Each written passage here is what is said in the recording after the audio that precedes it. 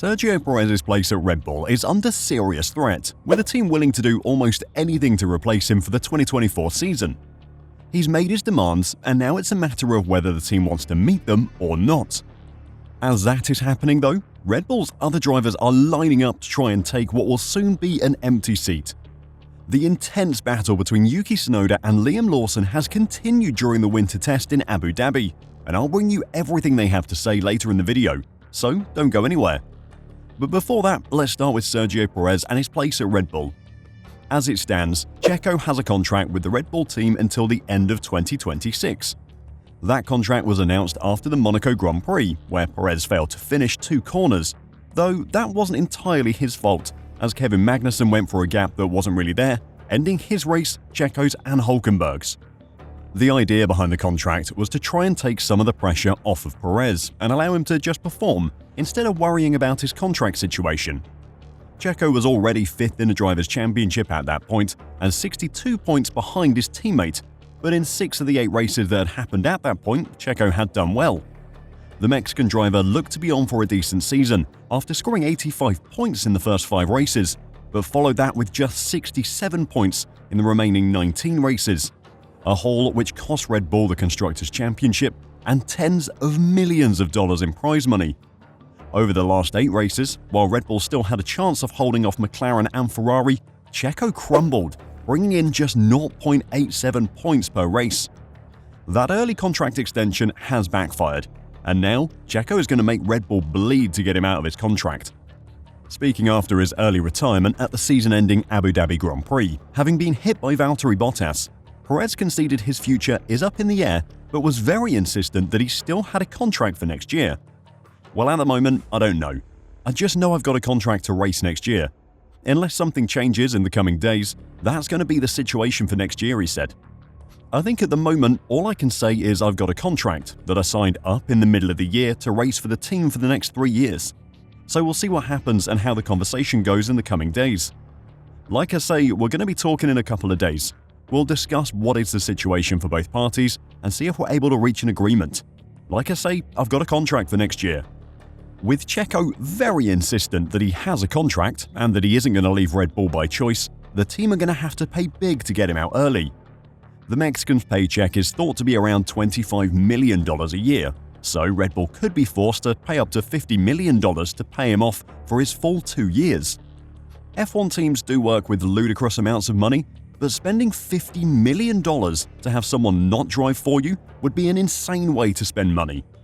The only recent comparison we have is when McLaren paid Daniel Ricciardo $20 million to not drive for them, so they could replace him with Oscar Piastri. Red Bull were thought to have picked up some of that bill payment, or there was a contract which meant because Ricciardo got a new job, McLaren didn't have to pay him the full whack. McLaren also got Oscar Piastri out of paying off Ricciardo, which has proved to be more than worthwhile. So, will Red Bull be paying Perez $50 million to get him out of their car? Well, Nico Rosberg is saying it could be a lot cheaper than that. Perez has been one of the mysteries of recent times. How you can lose so extremely your form, the 2016 world champion told Sky F1.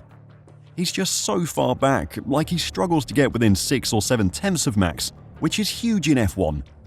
That's why all the rumors suggest he's on his way out, but he hasn't confirmed it yet, because he does have a contract apparently for next year. And we've heard rumors it's around $16 million there at play. He wants his money at least, so he's not going to go away that easily. And I think there's a bit of lawyer discussions going on at the moment. Those lawyer discussions will be happening following a meeting between Perez and the Red Bull management team that reportedly happened on Monday, which was set to specifically discuss his position at the team. If Perez is staying, then he'll be sure to announce it as soon as he knows. But if the team are to replace him, then they'll probably want to wait to announce it until they know who will be replacing him. If you want an early hint as to whether he is gone or not, keep an eye on his dad's social media, who will undoubtedly spoil the announcement with a not very cryptic Instagram post. Or alternatively, you could subscribe to F1 Reverse to get daily updates about everything happening in the F1 world. And if you're enjoying this video, please make sure to give it a like. Thanks a lot.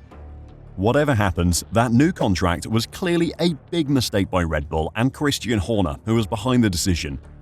There was so much talk mid-season about some performance clauses that would allow Red Bull to replace him, but that never happened.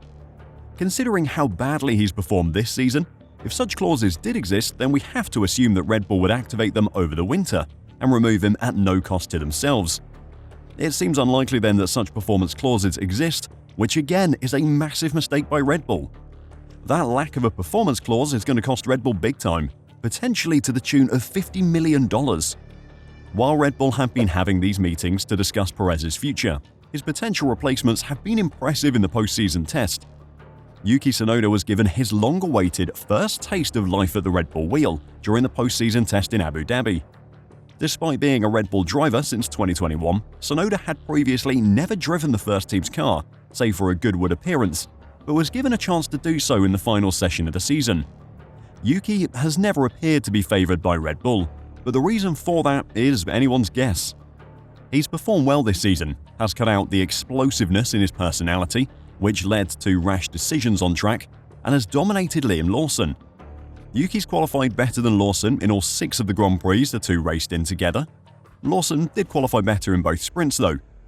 Yuki also outscored Lawson during their time together and was the first to cross the line in 4 times out of 6.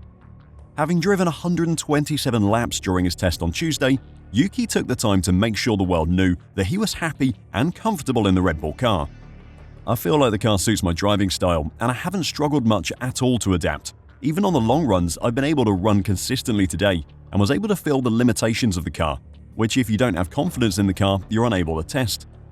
I am happy more than ever at the moment, and making sure that the team have the information that they require from each run is the most important thing to get out today.